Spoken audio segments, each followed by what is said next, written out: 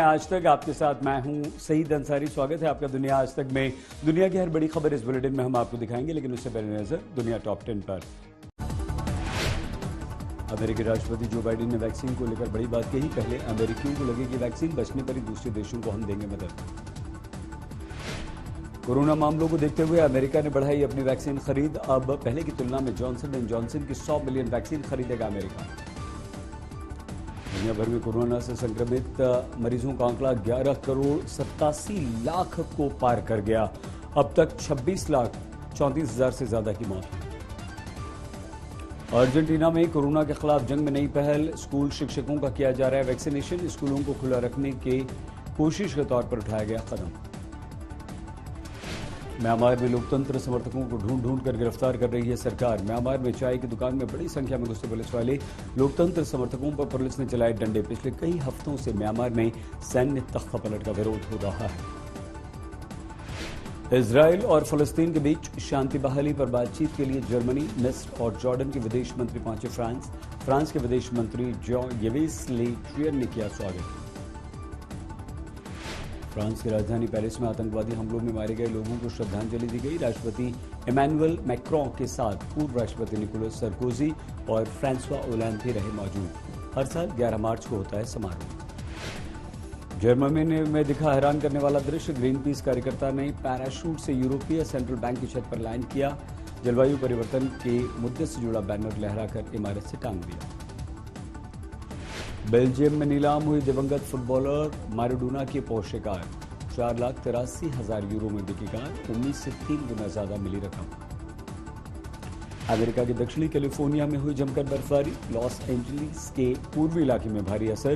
प्रशांत महासागर में उठे तूफान को माना गया कारण। प्रशासन ने एहतियात बरतने की लोगों को सलाह दी।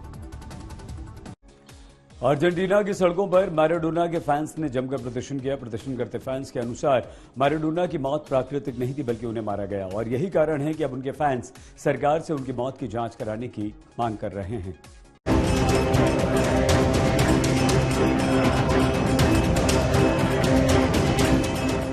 ढोल नगाड़ों के साथ प्रदर्शन करते ये लोग मैराडोना के फैंस हैं, जो सरकार से अपने चहेते सितारे की मौत की वजह जानने की मांग कर रहे हैं। तस्वीरें अर्जेंटीना की राजधानी ब्यूनस आयर्स की है, जहां सैकड़ों हजारों की संख्या में लोगों ने सरकार से मैराडोना की मौत की जांच कराने की मांग की।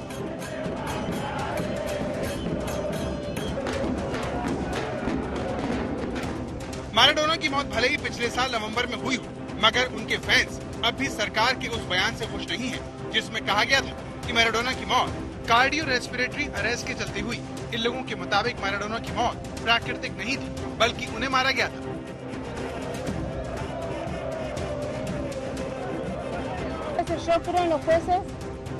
मैराडोना के फैंस द्वारा किए जा रहे इस प्रदर्शन को उस वक्त बल मिला जब उनके इस प्रदर्शन में मैराडोना की पूर्व पत्नी और उनकी बेटियां भी शामिल हुई। लोगों की बढ़ती इस मांग को देखते हुए यहाँ के जस्टिस डिपार्टमेंट मेडिकल बोर्ड से मौत की वजह की जांच कराने की सिफारिश की। अब उम्मीद की जा रही है कि जल्द मैराडोना की मौत के राज से पर्दा उठेगा। फुटबॉल प्रेमी देश अर्जेंटीना में मैराडोना का दर्जा भगवान से कम नहीं है। मैराडोना 1986 की विश्व कप विजेता अर्जेंटीना की टीम के कप्तान थे और उन्हें ऑल टाइम ग्रेटेस्ट फुटबॉलर माना जाता था। यही वजह है कि न सिर्फ अर्जेंटीना बल्कि इटली के साथ साथ कई ऐसे देश हैं जहां बड़ी संख्या में मैराडोना के फैंस इस राज से पर्दा उठने का इंतजार कर रहे हैं। आज तक ब्यूरो। कोरोना ने बीते 1 साल में पूरी दुनिया को बदल कर रख दिया। कई लोग ऐसे भी हैं जिनकी सोच और जीने का तरीका हमेशा से बदल गया। इन्हीं में से एक है कोसोवो की एक सिंगर। देखिए। यूरोपीय देश कोसोवो की राजधानी प्रिस्टीना में रहने वाली 32 साल की आर्ता जशारी अपनी परफॉर्मेंस के लिए तैयार हो रही हैं। आर्ता पेशे से एक सप्रानो सिंगर हैं, जो ओपेरा सिंगिंग या ऑर्केस्ट्रा से ऊंची पिच पर गाने वाले गायक कलाकार होते हैं।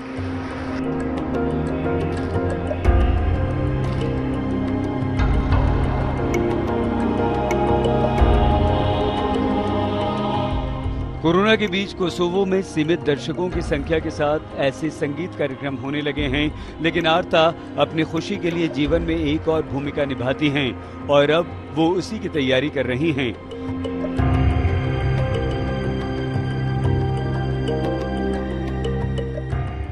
नई भूमिका के लिए लैस होकर वो पहुंचती हैं प्रिस्टीना की एक क्लिनिक, जहां वो न सिर्फ कोरोना के इलाज में लगे मेडिकल स्टाफ की मदद करती हैं, बल्कि मरीजों का हौसला भी बढ़ाती हैं। ऐसे बुजुर्ग मरीजों की मदद करती हैं जिन्हें घर में ही क्वारंटीन कर दिया गया है। इस सिलसिले की शुरुआत तब हुई जब आर्ता के पिता को कोरोना हुआ। आर्ता के पिता भी कोसोवो फिलहार्मोनिक ऑर्केस्ट्रा के संगीतकार रहे हैं, लेकिन डायबिटीज और दिल की बीमारी के चलते उन्हें इस दौरान बेहद तकलीफ झेलनी पड़ी। आर्ता ने बेटी का फर्ज बखूबी निभाया और अस्पताल में उनकी खास देखभाल के चलते पिता कोरोना से पूरी तरह से ठीक हो गए। लेकिन इस दौरान आर्ता ने कोरोना से जंग लड़ रहे मरीजों और मेडिकल कर्मियों की मुश्किलों को बेहद करीब से देखा और फिर इस क्लिनिक में हमेशा आते रहने का फैसला किया।